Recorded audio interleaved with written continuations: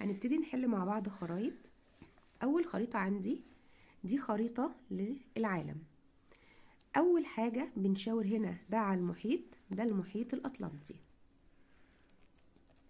طيب مع بعض في المحيطات كده، ده الأطلنطي، ده الهادي، ده الهندي، القطب الشمالي المتجمد الجنوبي. رقم 2 دي قارة استراليا. معايا نراجع القارات كده. أكبر القارات كانت آسيا، ثم أفريقيا، ثم أمريكا الشمالية، أمريكا الجنوبية، انتاركتيكا، أوروبا، استراليا. 3 بحر خارجي، ده بحر الصين. البحار الخارجية هي عبارة عن بحار تتصل بالمحيطات بفتحات واسعة. عندي مدار، أبص على المدار كده الاقيه بيمر بقى اهو قارة آسيا، قارة أفريقيا، قارة أمريكا الشمالية، ده مدار السرطان. طيب تعالوا مع بعض كده نكمل. عندي خريطة، الخريطة اتفقنا ممكن هي تيجي عبارة عن خريطة العالم. بيقول اكتب ما تشير إليه كل عبارة. أسهل حاجة في الدراسات أصلا هي الخريطة. رقم 1 دائرة، رقم 1 اهي. طالما الدائرة دي بتمر بالجزر بتاعة قارة آسيا يبقى دي دائرة الاستواء.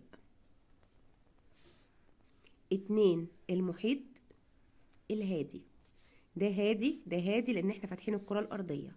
ده المحيط الأطلنطي، ده الهندي المتجمد الشمالي المتجمد الجنوبي. رقم 3 عندي قارة آسيا.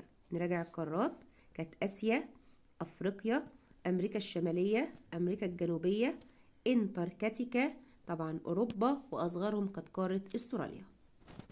رقم 4 جبال، دي قارة أمريكا الجنوبية، فدي جبال اسمها جبال الإنديز. وكنا بناخد في آسيا هنا كانت جبال تسمى جبال الهيمالايا. وعندي في أوروبا كانت جبال الألب. رقم 5 ده البحر المتوسط. سؤال بيقول لي ايه؟ بما تفسر. سؤال بما تفسر من الأسئلة المهمة جدا. اختلاف ألوان النجوم في الفضاء. لما نيجي نجاوب على سؤال زي دوت، أنا عندي هنا النجوم بتختلف على حسب درجة حرارتها. أشدها حرارة لونه أزرق، أقلها حرارة لونه أحمر. 2 لا يشعر الإنسان بحركة الأرض أثناء الدوران. إحنا الأرض بتدور وإحنا مش بنشعر بيها ليه؟ لأن الأرض ربنا سبحانه وتعالى خلاها بتسير بسرعة مقدرة وبسرعة جدا، وعندي كمان الجاذبية اللي هي بتعمل على جذب الأشياء للأرض. بما تفسر تكون الكثبان الرملية. أنا عندي الكثبان الرملية دي نتجت عن التعرية الهوائية اللي هي بفعل الرياح، اللي هي نحت ونقل وإرساب للصخور بفعل إيه؟ الرياح، اللي هي التعرية الهوائية. تاريخ. صوب ما تحته خط في العبارة الآتية. عرف المصري القديم الزراعة، طبعا كانت في العصر الحجري الحديث، لأن العصر الحجري القديم احنا عرفنا النار. بنى الملك امنمحات الأول قلعتي سمنة وقمنة، طبعا اللي بنى قلعتي سمنة وقمنة سنوسرت الثالث. قاد أمراء من في حركة الكفاح ضد الهكسوس. اللي قادوا حركة الكفاح ضد الهكسوس كانوا طيبة، اللي هو الملك سكننرع، ثم كاموس، ثم أحمس. لما شجعت الملكة آياح حطب طبعا كاموس وأحمس على ان هم يطلعوا الهكسوس. اكتشفت مقبرة اخناتون عام 1922. ما كانش اخناتون توت عنخ آمون اللي هي بتدل على عظمة التورقية بتاع المصري القديم، انما اخناتون طبعا دوت اللي هو ابن حطب الرابع اللي نادى بالتوحيد وعدم تعدد الآلهة. جمع الوزير في يده جميع السلطات الدينية والدنيوية. طبعا قلنا مش الوزير ده كان فرعون، وقلنا ان فرعون اختار الوزير لان طبعا كانت الاعباء كتير عليه. تعد الصناعات الجلدية اقدم الصناعات في مصر القديمة. لا غلط، كانت الصناعات الحجرية. ما النتائج المترتبة على، اركز جدا في سؤال ما النتائج. ازدياد نفوذ كهنة الاله رع في اواخر عهد الاسرة الرابعة ادى الى ان طبعا هتسقط الاسرة الرابعة، وهيطلع كبيرهم أوسر كاف يؤسس الأسرة الخامسة ويطلق على نفسه ابن الإله رع. إنشاء المصريين القدماء للأسطول الحربي، ما النتائج المترتبة على ده؟ قدرنا طبعا إن احنا نحافظ على سواحل مصر من طبعا أي خطر خارجي. ما النتائج المترتبة على غزو الفرس لمصر 525 قبل الميلاد؟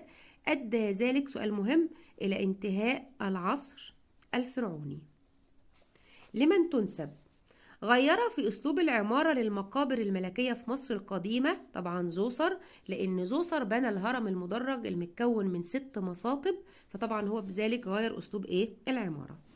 طبعا اللي أشرف على بناء هرم سقارة أو هرم زوسر الوزير حتب.